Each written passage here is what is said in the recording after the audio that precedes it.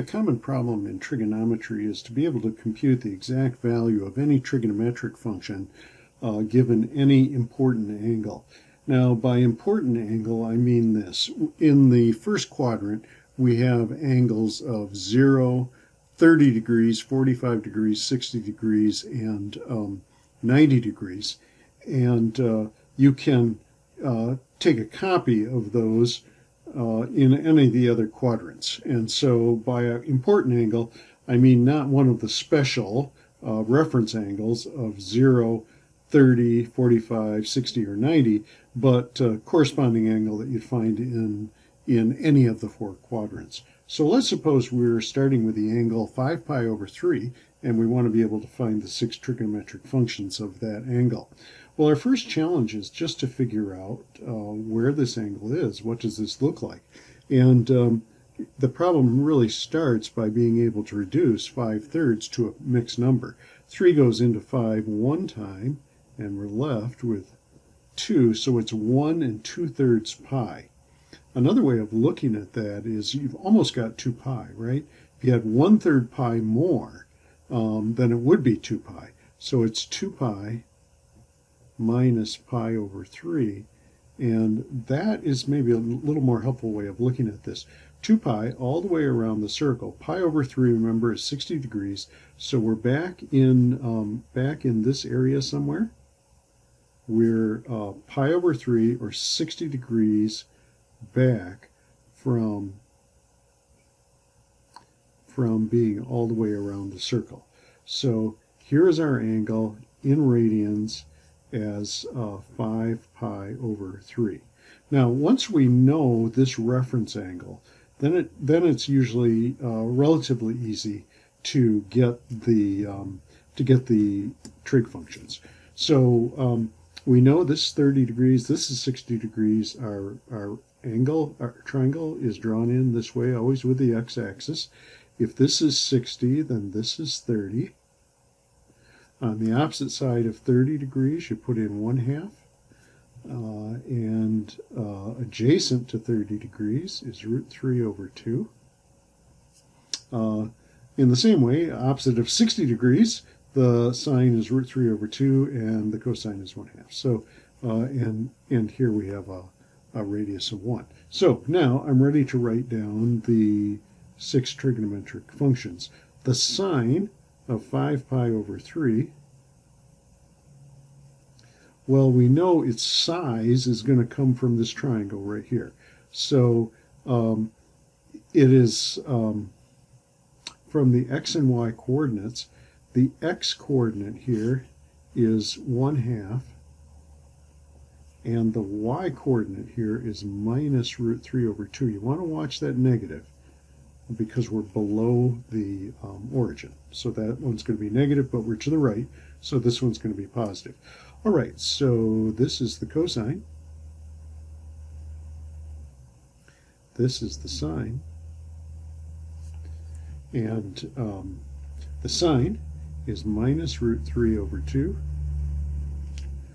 The cosine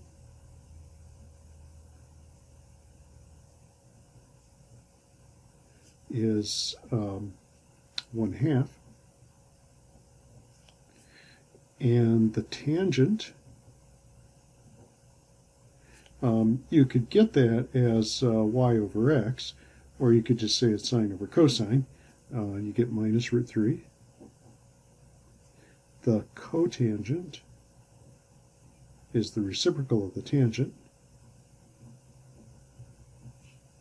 minus 1 over √3. So we get sine, cosine, tangent, cotangent. Secant is the reciprocal of the cosine, 2, and cosecant is the reciprocal of the sine, minus 2 over √3. So there are the 6 trig functions for this important angle, 5 pi over 3.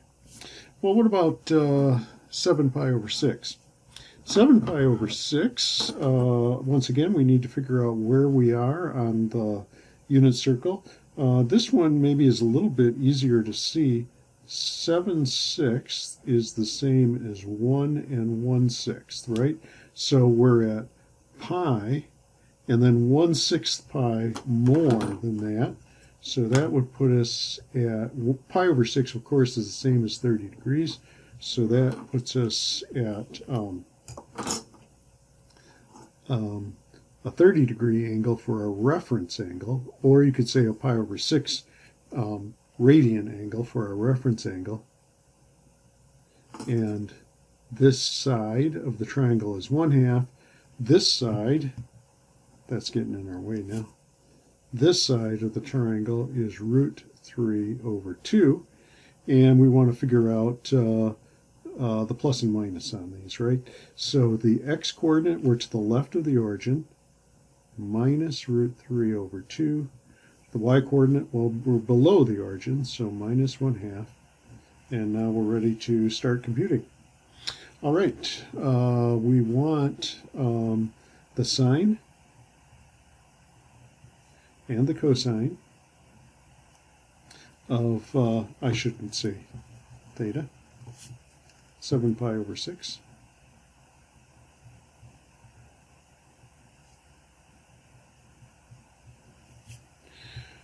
All right, on the unit circle, the x-coordinate is always the cosine, so that's minus √3/2. The y-coordinate is always the sine. And after that, everything else we get by ratios and reciprocals. So the tangent is the sine over the cosine. Minus over minus is plus. The over 2 part cancels out. We got 1 over √3. The cotangent is the reciprocal of the tangent, √3.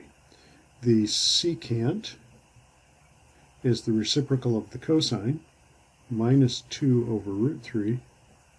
And the cosecant is the reciprocal of the sine, minus 2. So there's that one.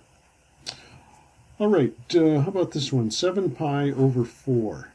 7/4, well, it's still 1 plus 3/4. So it's 1 3/4 pi, which is another way of looking at that is 2 pi minus 1/4 pi. So back on our picture, so let's get a new circle. So back in our picture, we've almost got all the way around to 2 pi. We're just lacking pi over 4 from getting there. Well, pi over 4 is the same as 45 degrees. So we're slicing this fourth quadrant right in half there.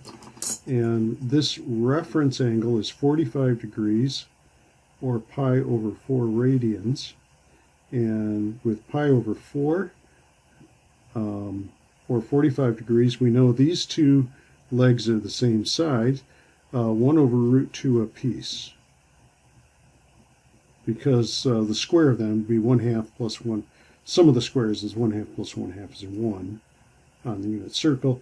But let's keep track of what's negative and what's positive. The x-coordinate is positive, 1 over √2. The y-coordinate is negative, minus 1 over √2. So here are our x and our y coordinates that we're going to work with. All right, sine of theta, that's the y coordinate, minus 1 over √2. Cosine of theta, the x coordinate, plus 1 over √2.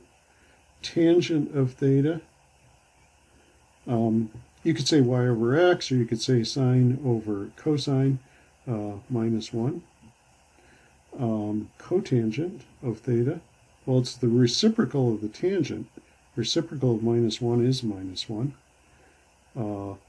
The secant of theta is the reciprocal of the cosine, √2. And the cosecant of theta is the reciprocal of the sine, minus √2. So there are the 6 trig functions for the important angle 7 pi over 4.